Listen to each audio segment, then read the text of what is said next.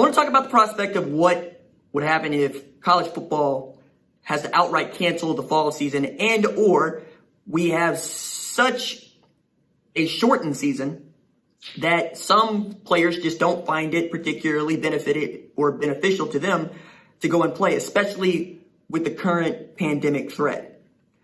And The Athletic did an interesting story about this, talking to agents who usually use this time to recruit players that are going to be eligible for next year's draft and to try to get them in line with signing as soon as the season ends.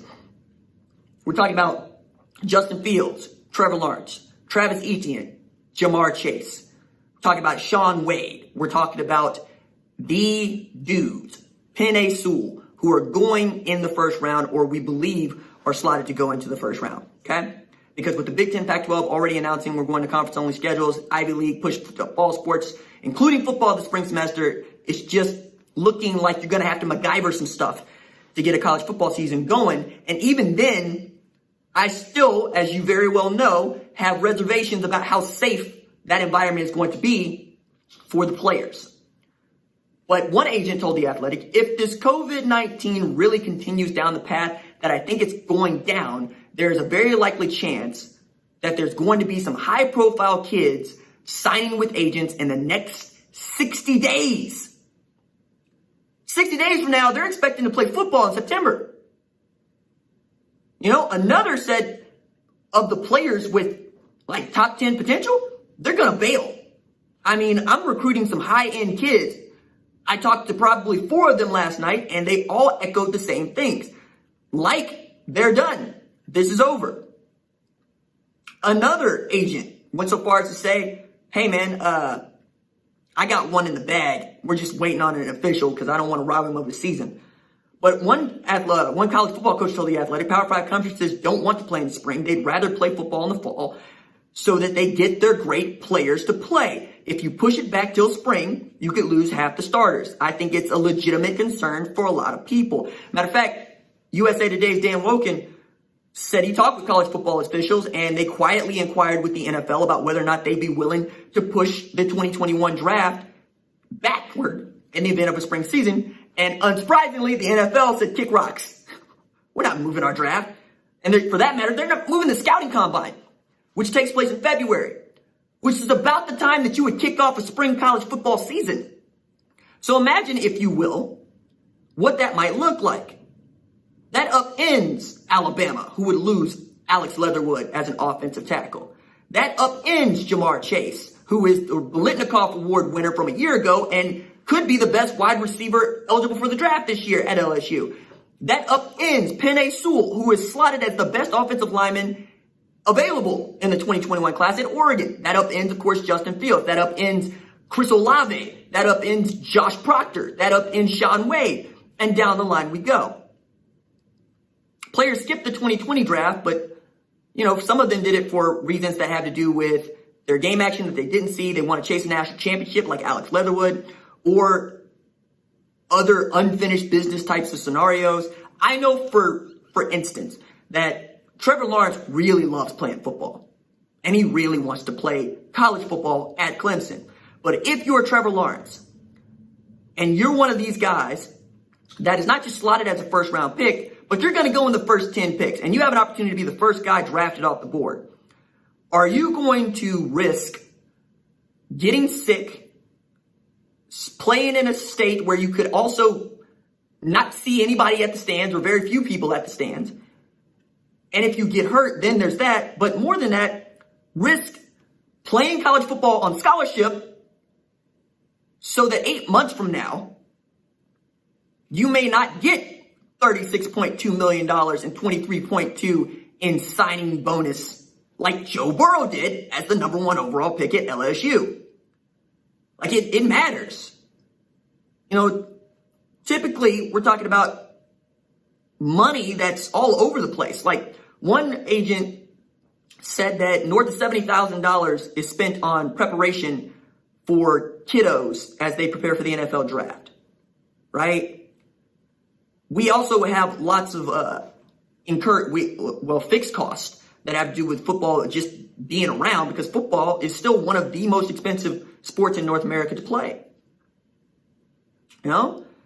Drew Rosenhaus, who reps Rob Gronkowski and about 90 players, said that his agency receives about $150,000 to $350,000 to retain jobs for his staff and players. Athletes First receives a loan of $350,000 to $1 million to save about 38 jobs.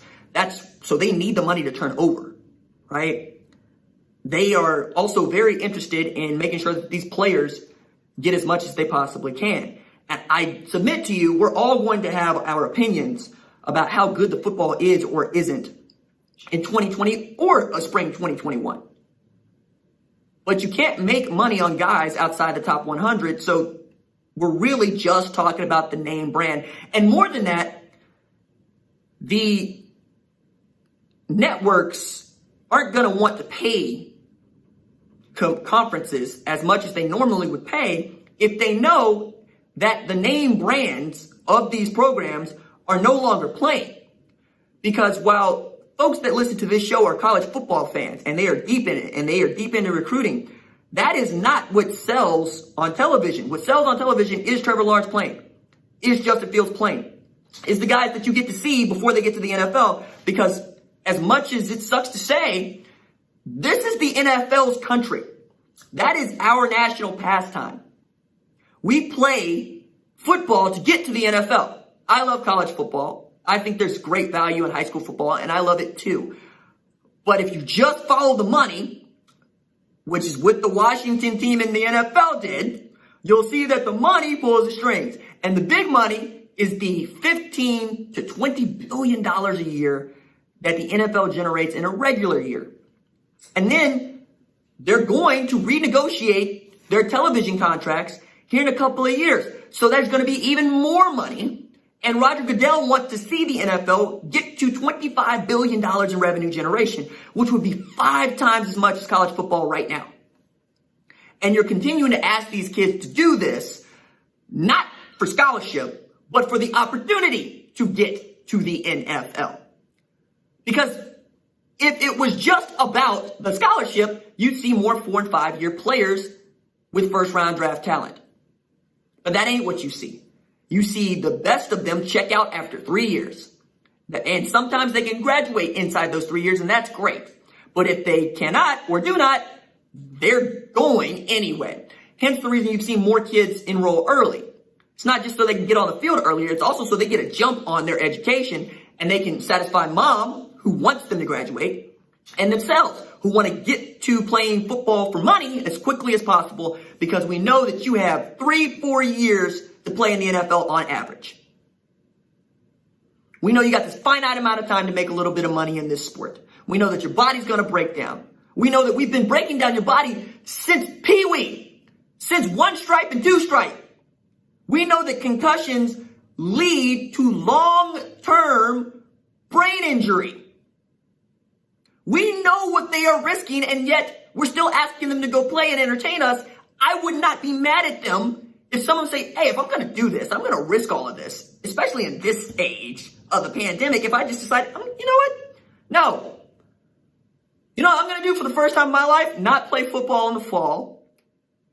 Sit with my family. Play Madden 21, where Lamar Jackson and Kyler Murray got speed over 94. I'm going to learn NFL playbooks by playing Madden. I'm going to sit here when it gets cold. I'm going to hang out with my moms. I'm going to hang out with my girl.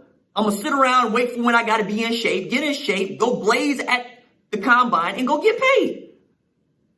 Whereas there's no way that we would let them get away with that in the past. Matter of fact, you'll remember that it was posited that Leonard Fournette should skip his draft eligible season at LSU because he could not hope to make any more money because he was already going to be the first running back taken, or so we thought. Now, he played, but he ain't played the bowl game. And we had this great unrest when players decided they didn't want to play the bowl game. They quit on their team. Did they? Did they help him get to the bowl game?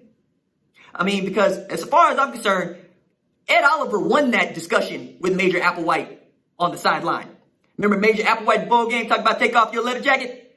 And Ed Oliver like, what you talking to me for? You losing. You know, like made it Ed Oliver's fault. Ed Oliver still got drafted in the first round. Ed Oliver is still a linchpin for the Buffalo Bills. Major Applewhite got fired because he went 8-5. Okay? Sometimes when the bill gets due, we don't like it when the bill gets due.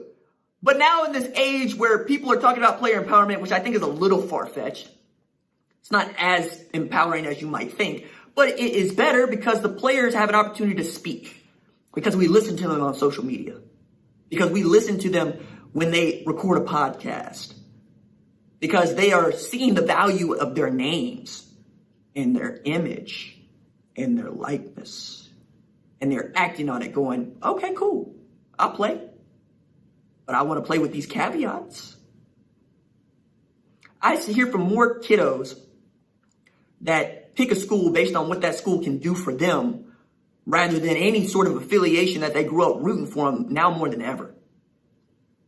I'll never forget L.V. Bunkley Shelton, who was a 4-star recruit in the 2020 recruiting class of wide receiver. Played with another kiddo that I absolutely enjoy. His name's Darian Green-Warren. He's going to Michigan. But I asked LV, who have you not heard from that you want to hear from? Because he's getting recruited by, at the time, Oklahoma, Texas, Arizona State, ends up signing with Arizona State. And others, like Oregon, and Cal, Stanford. And he said, I want to hear from Boise State. I said, Boise State? He said, yeah.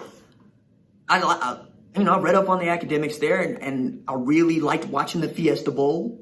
The one where, they roll over the top of Oklahoma. I like the blue turf. I like the uniforms. And they get on TV, even as a group of 5. And I think that I could shine out there. Boise State! Because it matters what he's going to look like once he gets there. We made fun of Oregon, who recruited largely off of how uniforms look for like 10 years. And then we ain't laughing no more because they're good.